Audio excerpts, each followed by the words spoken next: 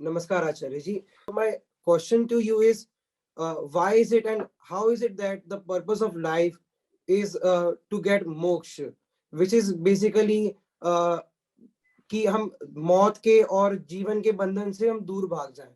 Why isn't that knowledge of power is the purpose of life? Like I'm studying philosophy from Hansraj College, so I've read that Hegel's philosophy was that from if you look at the history of human beings, what we have been doing is we have been increasing our knowledge about ourselves and about our surroundings, and hence we are increasing our power. So our projected purpose of life might be that we become the most powerful being or the most knowledgeable being. So why is it that according to spirituality, the purpose of life is moksha?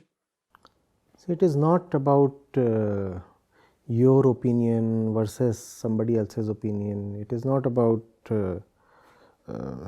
Hegel versus Vedanta or something. It's about reality. If knowledge or power can give you fulfillment, by all means go for knowledge and power. Right? Purpose of life is a very, very subjective thing, right? And when I say subjective, I do not mean variable as per the subject. I mean it is something that's intimately got to do with the subject, and you are the subject. You are the subject. Because we are talking of your life. We are talking about the purpose of your life. Right? Why do we need to talk of purpose of life? Because we do not feel all right as we are and where we are.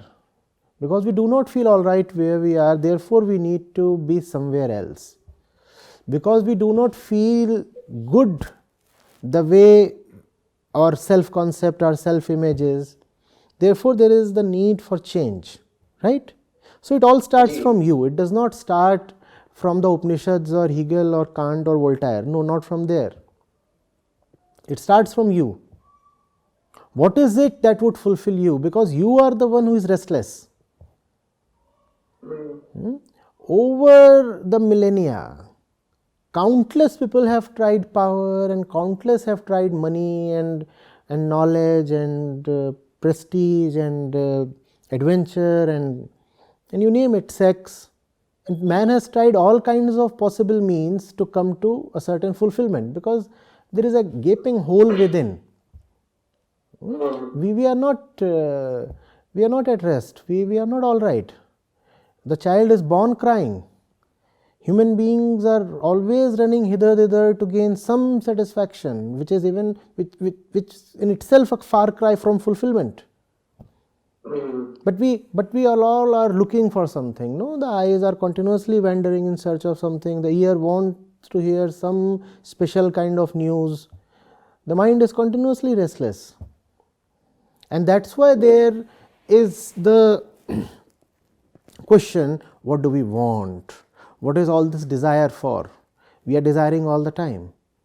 And then there were those who realized that we want an end to all wants.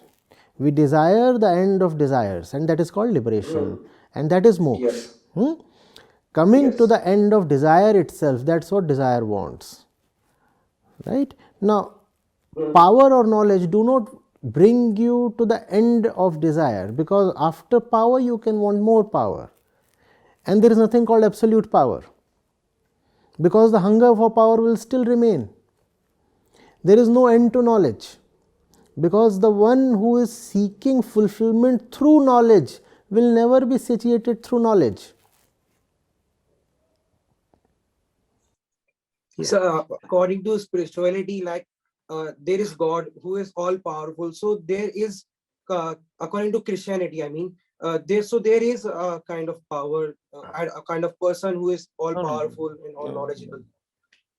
None of that. Vedanta does not admit any God. Brahma or truth or Atma are not God. In fact, Vedanta categorically dismisses all Devi, Devata and Ishwar. Brahm is not God, Brahm is not Ishwar. The truth is devoid of everything that you can think of. We want to know who we are and why are we so restless and so confused. We want to come to terms with our own existence. That's what Vedanta is all about. And when we come to who we really are, we discover that the reality that we perceive outside of ourselves is identical with the reality within. That is Vedanta. So Vedanta is not about believing in some creator God and his created universe. Vedanta says, who is the perceiver of the universe? I am that. And who am I? Somebody who is half mad. This kind of honesty Vedanta begins with. Who am I? Someone who is utterly confused. Somebody whose perceptions and conclusions are heavily unreliable. And if the world is my own perception, how do I begin with the world? I do not know whether even the world exists. All I can say is that I am not all right. This much I can say. So Vedanta begins with this simple observation. All that I see around me is my own perception, my own experience, and I am not all right. So I will not talk of my experience. I am the kind of person who can say these are 24 fingers. So how do I go about finding out who made these 24 fingers when they don't even exist? Yes. How can I talk of a creator God when the creation itself is still not something to be certain of? Before I say who was the God who made the mountains and the trees, I have to ask myself, do the mountains and the trees even exist at all? And who am I to say they exist? I am saying they exist based on my own experience. But I'm a lunatic. Very humbly, I admit I am a lunatic. And if I am a lunatic, how do I ever that the mountains do definitely exist? They probably don't. So I'll not talk of the mountains. I'll talk of myself. And I'll ask myself, why am I so restless? Why don't I see things as they really are? Why do I project my desires upon everything? That's what Vedanta does, right? And Vedanta keeps peeling off layers after layers of impurity and conditioning and comes to the pure mind or no mind or the core mind, and that is the Atma, the pure self, also called as the truth. And when you are there, then what you see through your senses gains an immense clarity.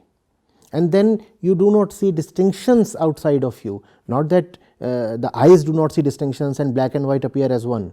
But the meanings that those distinctions used to carry, they are no more there. And then you say all is Brahm.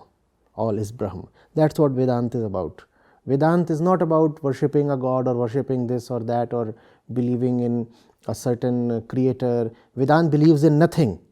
Vedanta is ruthless inquiry.